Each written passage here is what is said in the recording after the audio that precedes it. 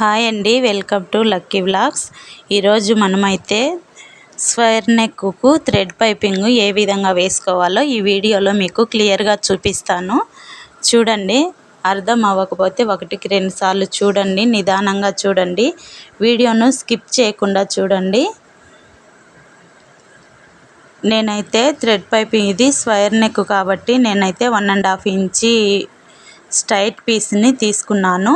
మూలల దగ్గరకు వచ్చే లోపల క్లాత్ను ఫోల్డ్ చేసి నీడిల్ కరెక్ట్గా సెంటర్ పాయింట్ మూలన నీడిల్ని దించిన తర్వాతే మనము క్లాత్ను అనేది తిప్పాలి. అలాగే రెండు వైపులు కూడా అదే విధంగా క్లాత్ను కంపల్సరిగా ఫోల్డ్ చేసి నీడిల్ దించిన తర్వాతే మనము క్లాత్ను తిప్పేయాలి.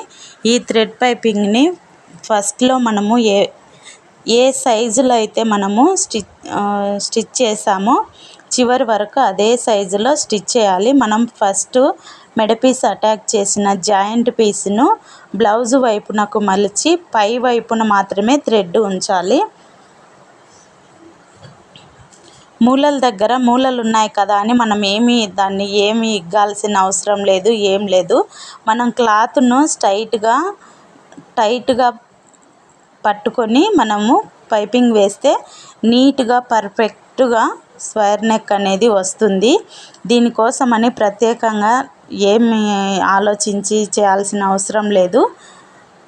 చూడండి, నాకైతే చాలా ఈజీగా వచ్చేసింది. వీడియో నచ్చితే ఒక